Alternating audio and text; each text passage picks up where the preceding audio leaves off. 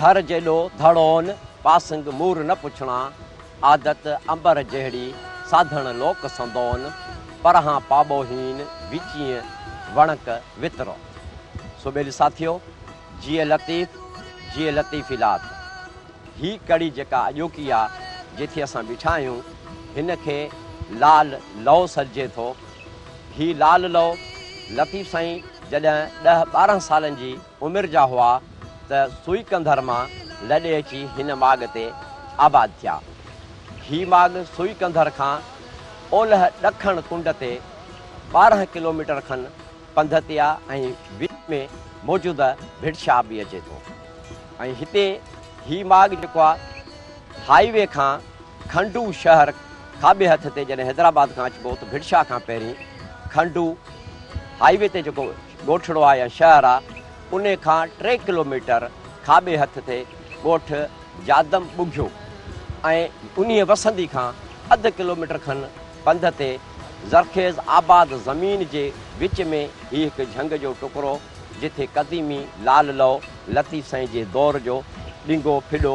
जिथे किरे थो उतां वरी फुटे थो पियो। ऐं ही उहो लओ आहे, ही उहो झंग आहे जंहिंमें लतीफ़ साईं पंहिंजे इन बालकपण जी उमिरि में हिन लय जी झुंड में हिन झंग में अची अकेलाई में रियाज़त ऐं इबादत कंदा हुआ। ही माॻ लतीफ़ साईं जे हवाले सां हबीब साईं जे हवाले सां भिट वसाइण ताईं संदन रहाइश हिन माॻ ते रही आहे। ऐं जॾहिं असां ज़िक्र कयो पिए हवेली जे उन्हनि भिड़नि जो त कोटड़ी मुग़ल ही इलाइक़ो आहे, तारीख़ी तौर ते हिन खे कोटड़ी मुग़ल सॼियो थो वञे जेको मुग़ल बैग जो ॻोठु हुयो। ऐं मुग़ल बैग जी लतीफ़ साईं जे वॾनि सां ख़ासि तौर ते हबीब साईं सां अक़ीदतमंदी हुई ऐं उन्हनि जे ई इसरार ते लतीफ़ साईं जा वालिद साहब लॾे अची हिन माॻ ते आबाद थिया हुया।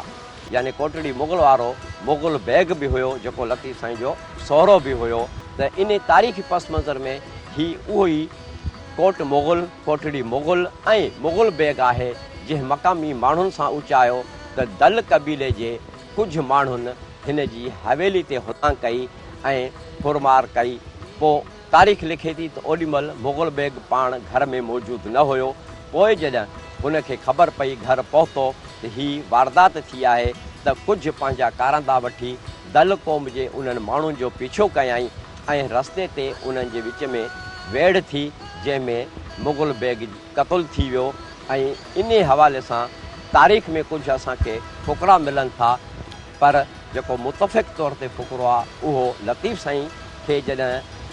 बीबी जो रिश्तो ॾियण में शुरू में इनकार कयो हुन त बैग तुंहिंजी बैगड़ी कोठड़ी में कान। ऐं जॾहिं विसाल थी वियो हिन जो क़तलु थी वियो मुग़ल बैग जो त लतीफ़ साईं फरमायो त चङेरड़ो माण्हू हुयो। त इहो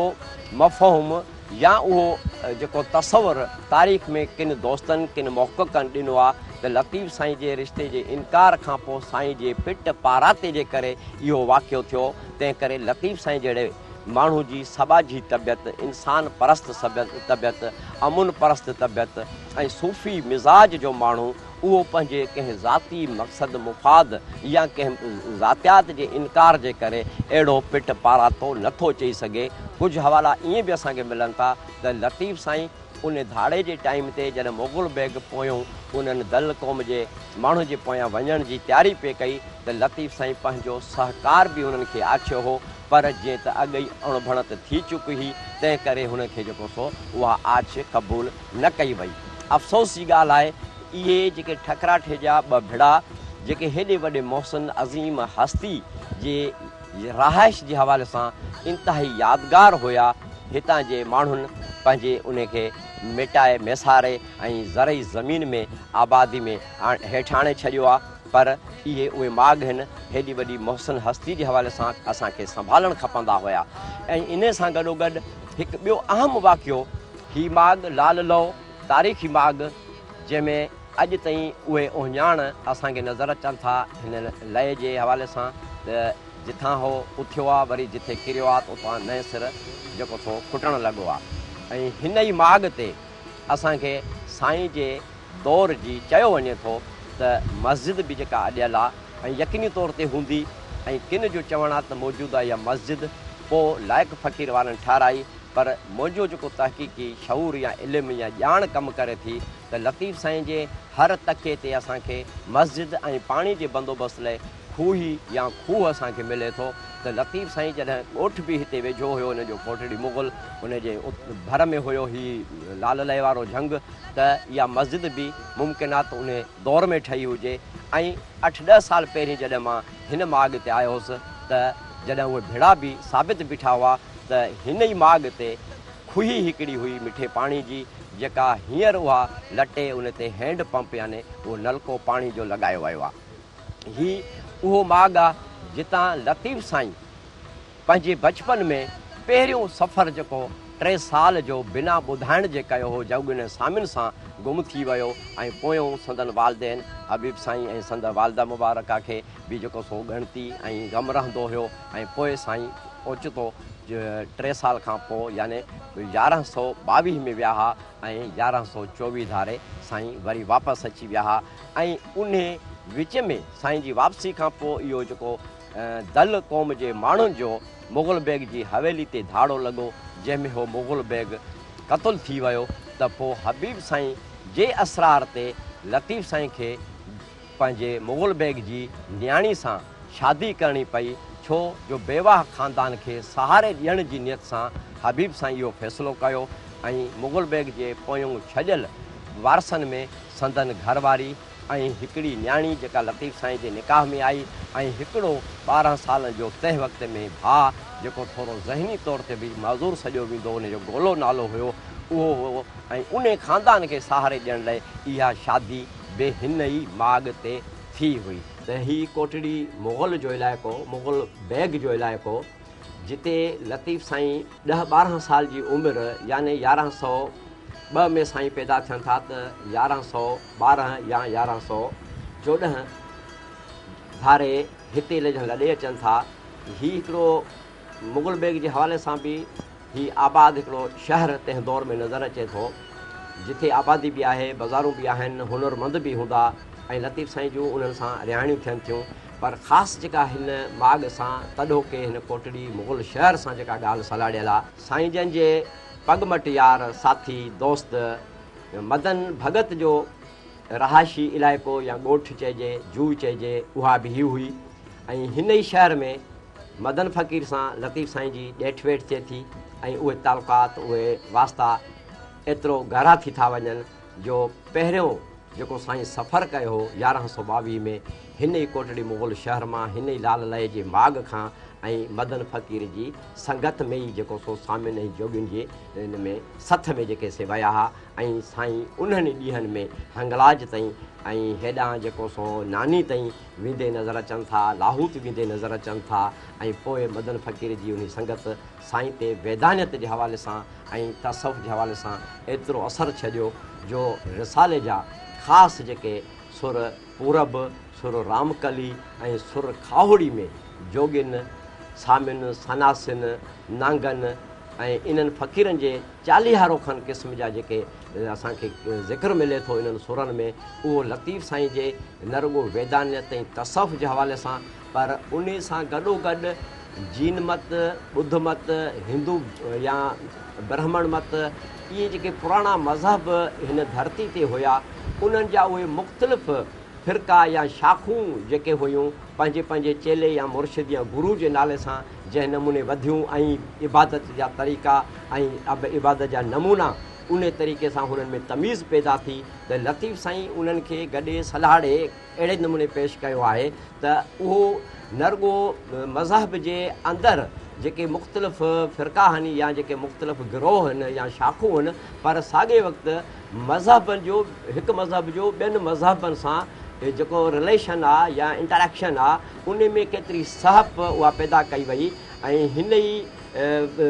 माॻ में लाल लह जो माॻ या कोटड़ी मुग़ल बैग जेको शहर सॼूं था हिते ई उहो वाक़ियो बि मूंखे यादि अचे थो त जॾहिं साईं हबीब साईं सां लतीफ़ साईं पंहिंजे बालकपण में बीठा हुआ त सामियुनि जी हिकु टोली हितां गुज़र थी जेका नानी या हंगलाज पे वई त हबीब साईं चयो त कूड़ा सामी कूड़ा सामिन पंध हो त आहे हर हंधि ही ॻोल्हिनि हंगलाज में ऐं तॾहिं बालकपणे जी उमिरि में लतीफ़ साईं वराणे हो न बाबा सचा सामी सचा सामिन पंध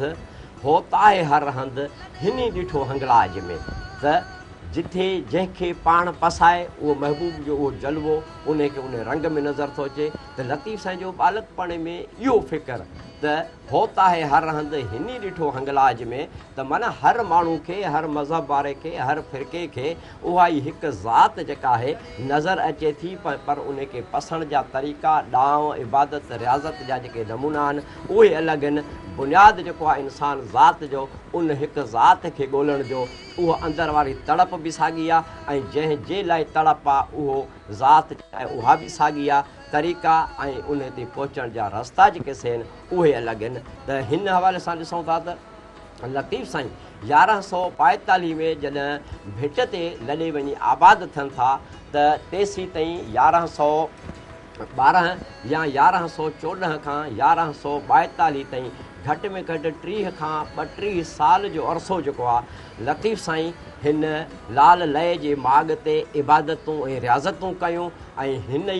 माॻ जे भरिसां कोटड़ी मुग़ल शहर में जेको संदसि ख़ानदान वॾड़ा हिते आबाद रहिया ऐं हितां ज़िंदगी जा पोइ बि जेके से वालिद सां गॾु ऐं पोइ वालिद जे खां अलावा जॾहिं वॾा थी विया त पोइ संदन ज़ाती तौर ते उहे सफ़र जेके पुरज ऐं परूड़ जा हुआ मुख़्तलिफ़ ख़ानकाहुनि ते मुख़्तलिफ़ दरगाहुनि ते मुख़्तलिफ़ हयाती ऐं ममाती वारनि बुज़ुर्गनि सां मिलण जो 30 खां 32 साल ज़िंदगी जो अरसो लतीफ़ साईं हिन माॻ ते गुज़ारियो आहे ऐं हिन ई माॻ खां 5-6 किलोमीटर ते जेको सो भिटशाह आहे मुंहिंजे खाॿे हथ ते ऐं उहो दौर बि हुयो जॾहिं साईं अकेला जे टाइम में भिट तॾहिं सिर्फ़ु भिट हुई त उते जेको सो पंहिंजे मुंहुं वञी इबादत कंदा हुआ ऐं उहो अवाइली इबादत वारो साईं जो ज़मानो जॾहिं कराड़ ढंढ में पाणी हूंदो हो ऐं फितरत जो हुसन हूंदो हो ऐं उते माण्हू माल चारींदा हुआ या वांढ ते बरसातुनि जे टाइम ते ॿोॾियुनि जे टाइम ते माण्हू माल जेको भिट ते अची विहारींदा हुआ या आरज़ी वांढ चइबो आहे आरज़ी तौर ते लॾे वञी किथे आबाद थियणु या सांगे सां वञणु सांग यानी कम जे हवाले सां वक़्ती तौरु किथे वञी आबाद थियणु त भिट ईअं बि आबाद थींदड़ हुई ऐं लतीफ़ साईं उन ई भिट ते वञी इबादत कंदा हुआ अकेलाई में ऐं उन ई भिट जे अॼोकी भिटशाह दरगाह जे पोएं पासे तंबोरारो चौक न पर ॿियो पासो जेको आहे उते साईं जो हुजरो जंहिं जाइ ते आहे उहो हुजरो उन दौर जी यादि आहे जॾहिं लतीफ़ साईं हिन कोटड़ी मुग़ल में रहंदा हुआ ऐं पंहिंजे इहो 30 साला ज़िंदगी में न रुॻो हिन लाल लय ते इबादत रियाज़त कयूं ऐं पर साॻे वक़्तु उन हुजरे वारी जाइ ते यानी भिट ते बि हुनजो भेरो थींदो हो ऐं आख़िरकार भिट खे मुस्तक़िल तौरु आबाद करण जो ख़्यालु थियो ऐं 30-32 सालनि खां पोइ ख़ानदान समेत लॾे करे साईं 1142 में वञी भिट खे आबाद कयो ऐं हिन माॻ जी तारीख़ी अहमियत हिन हवाले सां तमामु अहम आहे त हीउ माॻ बि लतीफ़ साईं जो तकियो सजे थो यानी लतीफ़ साईं पाण पंहिंजी हयाती में हिन माॻ ते ईंदा रहिया आहिनि इबादत रियाज़त कंदा रहिया आहिनि ऐं हीउ उहो माॻ आहे जेको मुख़्तलिफ़ तारीख़ुनि में मुख़्तलिफ़ मुहक़क़नि जे हवाले सां जॾहिं इहा ॻाल्हि साम्हूं अचे थी त हाला जे मख़दूमनि ख़ासि तौर ते पीर पंजो या उन दौर जे ॿियनि जेके मख़दूमनि सां लतीफ़ साईं जा इख़्तिलाफ़ रहिया उन्हनि इख़्तिलाफ़नि खां पोइ हीउ माॻ जेको आहे ॼण त लतीफ़ साईं ऐं मख़दूमनि जे विच में हिकिड़ी हद या हिकिड़ो लीको हिकु छेड़े जे हिसाब सां तइ थियो ऐं लतीफ़ साईं हिते पंहिंजो तकियो क़ाइमु कयो हिते हिन खे कुॿी वारी मस्जिद सॾिबो आहे जो हिन मस्जिद जो जेको स्ट्रक्चर आहे या बनावट या अॾावट जेका आहे उहा अहिड़े क़िस्म जी आहे जो हुन जा कुॿ निकितल हिन खे छित जेका असां सिधी पियल कान्हे का हिन ई माॻ ते हिकिड़ो तारीख़ी खूह आहे जेको हींअर सुकल असांखे नज़र थो अचे ऐं कंहिं दौर में हिते पाणी बि इन खूह में हूंदो ॾहाको खनि साल अॻु आयासीं त बि हिते जेको सोन में पाणी हुयो त हाणे इन खूह खे हिकु दफ़ो वरी आबाद करण जी यानी साए करण जी इन में जर खे ज़ाहिर करण जी ज़रूरत आहे त हिते जेके पांधीअड़ा अचनि था त उन्हनि लाइ थधे ऐं ताज़े पाणी जी सहूलियत बि रहे ॾातो फ़क़ीर साईं जो पांधीअड़ो उन जी क़बर आहे जंहिं हिन माॻ खे जॾहिं 10-12 साल अॻु मूं हिन खे ॾिठो हो त मस्जिद खे छॾे बाक़ी आस पास में रुॻो खॾा हुया 10-12 फुटनि जा पोइ हू ॾातो फ़क़ीर राति ॾींहुं महिनत करे पंहिंजे पुठनि ते पंहिंजे मथे ते मिटी खणी आसपास मां मंझूं खणी हिन माॻ खे जेको हमवार कयो ऐं हुन आबाद कयो ऐं हुनजे विसाल खां पोइ हुनखे बि जेका हिते जाइ ॾिनी वई आहे त साॼे हथ ते उन ॾाते फ़क़ीर जी जेका बुठी बि आहे। हिते लतीफ़ साईं जे गादी धणियुनि तरफ़ां ॼम ॾींहं जी निस्बत सां हिते केक बि काटियो वेंदो आहे ऐं उन राति हिते फ़क़ीरनि जो मेड़ाको बि थींदो आहे ऐं लतीफ़ी राग बि ॻायो वेंदो आहे हिते जो तॾहिं की सिंध सां लतीफ़ साईं जी जेका मोहबत रही आहे या फ़िक्रमंद साईं केतिरो रहियो आहे या साईं कीअं माण्हुनि सां मेल जोल रखियो जेके पूरी सिंध में हिन महिल ताईं लतीफ़ साईं जा 70 खां मथे तकिया ॿुधाया था वञनि। हिंद सिंध में सरहदी पट्टी में ख़ासि तौर ते उन खां अलावा उहे जेके माॻ मकान आहिनि तंहिं दौर में शहदादपुर ऐं हाला जे विच में लुहाणो ढोरो सिंधू दरिया जो वहंदो जंहिंसां सोहिणी जो किरदारु ऐं सोहिणी जो सॼो सुर उहो लुहाणे ढोरे सां तालुक़ु रखे थो या जंहिंखे सोहिणी वारो ढोरो बि सॾिबो आहे ऐं उन जे परे कप ते उहो सायातनि जो ॾेरनि जो जेको ॻोठु आहे जिते साईं लतीफ़ साईं जा नानाणा हुआ थलो आहे जंहिं लाइ माई गुलाले चयो वेंदो आहे त उते जेको वेही ऐं लतीफ़ साईं जे रोज़े जो दीदार कंदी हुई जेका हिन जी अक़ीदतमंद ऐं हिननि साईं जी दुआ सां ई वक़्त जे हाकिम सां शादी थी ऐं राणी थी।